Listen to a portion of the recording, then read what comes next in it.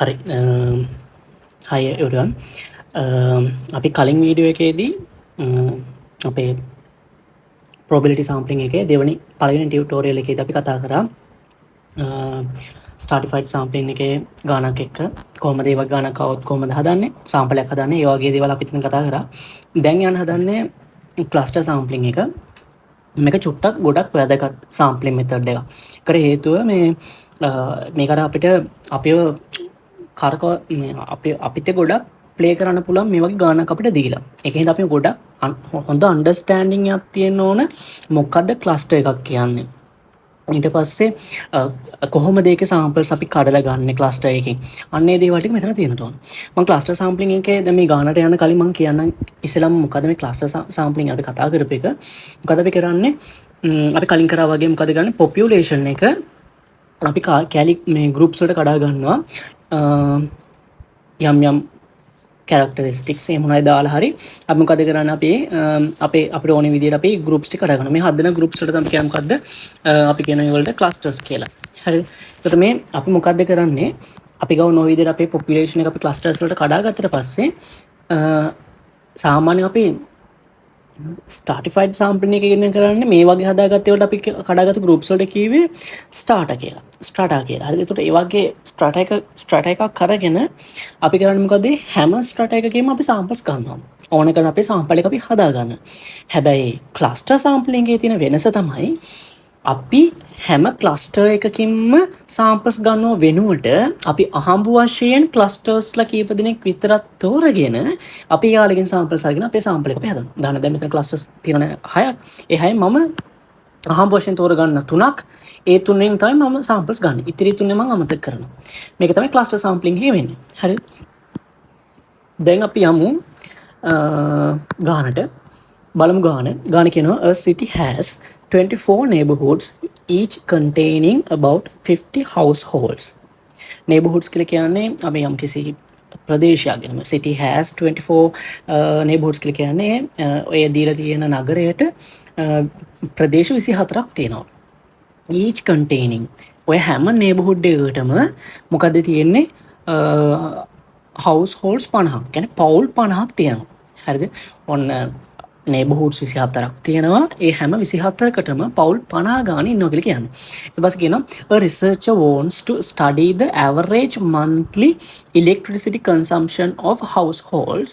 එයාට ඕනේ කරනවලු එක මාසෙක electricity consumption එක කොහොමද කියන එක average consumption එක කොහොමද කියන එක household එකක households වල. හරි. ඉතින් ඒකට but cannot survey the entire city. එයාට city එකේ තියෙන මේ හැම ප්‍රදේශ 24ටම ගිහිල්ලා ඒ 24ේම ඉන්න 50ම එයාට කරන්න බැහැලු. ඒනුට එයා මොකද කරන්නේ? they decide to use cluster sampling. ඔන්න දැන් cluster sampling එක තමයි use කරන්න කියන එක මෙතනදී ගානේ දීලා තියෙනවා.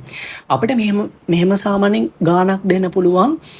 මේකට සුදුසු cluster sampling ද එහෙම නැත්නම්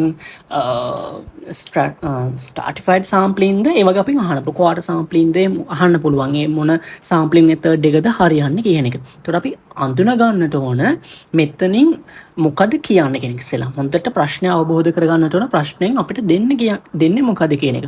ඊට පස්සේ අපි කල්පනා කරලා බලන්න ඕන ස්ටාටිෆයිඩ් සාම්පලිං එකෙන් පද ගානේ අපි ගන්න ස්ට්‍රැටයි කරගෙන ඒකෙන් අපි හැම එකකෙම සාම්පල්ස් අරගෙන තමයි අපිට ඕනි කරන අවසාන සාම්පල් එක අපි හදාගන්නේ. හැබැයි ක්ලස්ටර් සාම්පලිං එකෙන් මොකද කරන්නේ? ක්ලස්ටර්ස් අහඹ වශයෙන් තෝරගෙන එතනින් අපිට ඕනි කරන සාම්පල් එක ගන්න. දැන් මෙතනදී ඕනි කරන්නේ අර monthly electricity consumption එක හොයන්න. ඒකට ඒ වගේ වෙලාවකදී ගොඩක් වැදගත් වෙන්නේ one by one ගෙවල් මේ ක්ලස්ටර්ස් ටිකට ගිහිල් මේ අපිට ඕනි කරන ගෲප් එකට ගිහිල්ලා ඒ ගෲප් එකෙන් අපි මේව ගන්න එකද එහෙම නැත්නම් මේ සිටි එක මේ යම්කිසි දිලිතන පොපියුලේෂන් එකේ අපිට ඕනි කරන ගෲප් කීපයක් විතරක් අපි තෝරගෙන එතනින් අපි සාම්පලයක් ගන්නවද කියන එක එතනද අපි හිතලා බලන්න ඕනේ. දැන් ඔයා හිතන විදිහත් එක්ක ඒක වෙනස් වෙන්න පුළුවන්. හින්දා පොඩ්ඩක් මේ ක්ලස්ටර් සාම්පලින් කියන්නේ මොකද්ද? ස්ටාටිෆයිඩ් සාම්පලින් කියන්නේ මොකද්ද? ඒකේ තියෙන හරය මොකද්ද කියන හොඳට අවබෝධ කරගන්න. දැන් මෙතනදී ගානේ කෙලින්ම කියලා තියෙනවා ක්ලස්ටර් සාම්පලින් එක තමයි පාවිච්චි කරන්න කියලා. හරි. ගානේ පළවෙනි කොටසෙන් කියනවා identify the cluster in the study. දැන් මේකේ ඉන්න ක්ලස්ටර් එක මොකක්ද කියලා අපිට අයිඩෙන්ටිෆයි කරගන්න කියලා කියනවා. දැන් බලන්න මෙතන 24 neighborhoods each containing about 50 households කියලා දීලා තියෙනවා. එතකොට ඔයාලට තේරෙනවා නේබර්හුඩ්ස් 24ක් තියෙනවා. හරිද? ඔන්න ගෲප්ස් 24ක් තියෙනවා. හැම ගෲප් එකකම 50 ගාන ඉන්නවා.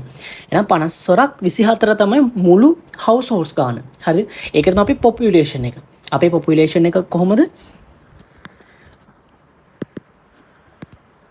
පොපියුලේෂන් එක අපිට හොයන්න පුළුවන්.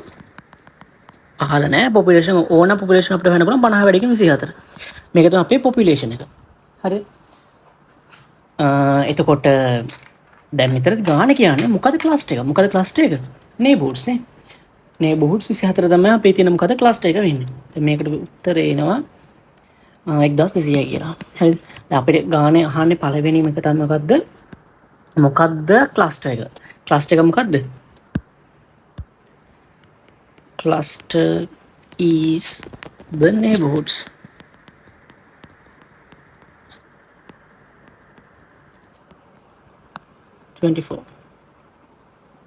මෙතන කියන්න පුළුවන් 24 neighborhoods කියලා. හරිද? මොනවාක තමයි අපේ clusters එක වෙන්නේ. ඔයාලට තේරෙනවනේ group කියන කතාවේ. If the researcher randomly select 6 neighborhoods, how many clusters are chosen? ගාන ලස්සනට එක අහන මොකද්ද? If the researcher randomly selects 6 neighborhoods, හරි 6 neighborhoods, how many clusters are chosen? කීයක් හොයලා තියෙනවද clusters? 6ක් නේ. ඒක තේරෙනවනේ clusters 6ක් තමයි. ඇයි neighborhoods කීයක් select කරලා තියෙනවද? 6ක්. ඔක්කොම neighborhoods 24 එකකින් select කරලා තියෙනව කීයද? 6ක්. එහෙනම් උත්තරේ කීයද? 6යි. තේරෙනවනේ how many clusters are chosen? clusters 6ක්. ගානේ තුන්වෙනි කොටස අහන අපෙන් in one stage. හරිද? ක්ලස්ටර් සෑම්ප්ලින් කියන එක අපිට ස්ටේජ් වයිස් කරගෙන යන්න පුළුවන්. හරිද? ඔන්න පළවෙනි ස්ටේජ් එකේදී මෙයා හේතුව මෙහෙම කරන්න. in one stage cluster sampling how many households will be survived. ඒ කියන්නේ එක කියන්නේ පළවෙනි in one stage cluster sampling how many households will be survived.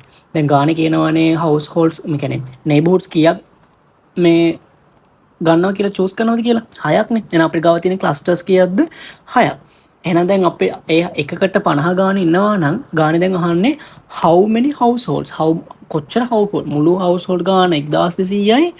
ඒකෙන් ඇත්තටම 24 ගානේ ඉන්න මේ clusters වලින් අපි clusters 6කට මේ 56 මේ කියන්නේ 24ක් ඉන්නේ 1200ක් ඉන්නේ 24කටනේ. එහෙනම් අපි 6කට ඉන්න ප්‍රමාණය හොයාගත්තා නම් හරි. අපිට ඒක හොයන්න පුළුවන්. ඉතින් අහන්නේ මේ households ගන්නනේ. The number of survived households සමාන වෙන මොකටද? 6 වැඩි කිරීම 50. එකක 50 ඉන්නවා clusters ල ඔක්කොම අපි දැන් තෝරගත්තේ 6ක්. 300. ගානේ හතරවෙනි කොටස අහනවා in two stage cluster sampling. ඔන්න දැන් වෙන cluster sampling එකක්. If the researcher selects 10 households from each chosen neighborhood, how many households will be survived in total? හරි.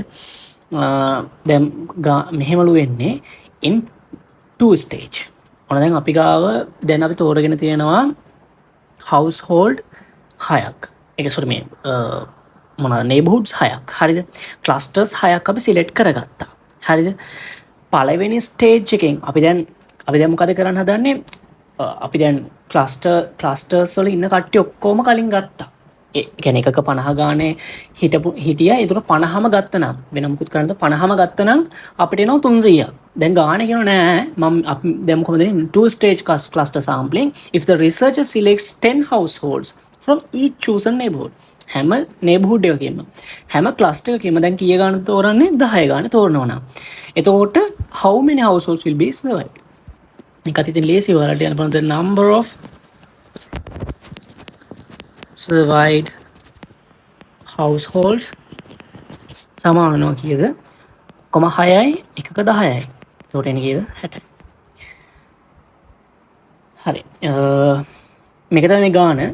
මතක තියාගන්න මේ වගේ ගානක ඔයාලා ඉස්සෙල්ලාම හොඳට ඉංග්‍රීසි ටික ඔලුවට දා ගන්නට ඕනේ. මේ ගානේ මොකද අපිට කියන්නේ කියන එක. ඊට පස්සේ ක්ලස්ටර්ස් ටික අඳුන ගන්නට ඕනේ. එක ක්ලස්ටර් එකකින් අපි කොච්චරක් සිලෙක්ට් කරගන්නවාද කියන ගානේ කොහොමද කියලා තියෙන අඳුන ගන්නට ඕනේ. ඒ සිලෙක්ට් කරගත්ත එකට දාලා අපිට ඕන කරන සාම්පල් එක අපි අඳුන ගන්නට ඕනේ. දැන් මේ ගානේ තුන්වෙනි කොටසට අදාළව සාම්පල් එක කීයද 300යි.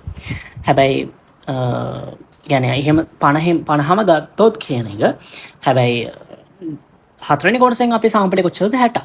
එක 10 ගානේ තෝරලා අපේ කරත්. ඒ කියන්නේ ගත්ත ක්ලස්ටර්ස් 24න් 6ක් අරගෙන ඒ 6නොත් එක මේ ක්ලස්ටර් එකක තියෙන හවුස්හෝල්ඩ්ස් 50න් 10 ගන්නවා. හරි? ඔන්න ඔහොම සීන් එක තමයි කියන්නේ. හරි? මම හිතනවා පැහැදිලි ඇති කියලා. මේ ගානේ හරිය වෙනම මේ කොතනක හරි මොන හරි ප්‍රශ්නයක් තියෙනවා නම් අනිවාර්යයෙන්ම කමෙන්ට් බොක්ස් එකේ කමෙන්ට් එකක් දාන්න. අපි එහෙනම් ඊළඟ වීඩියෝ එකේදී හම්බ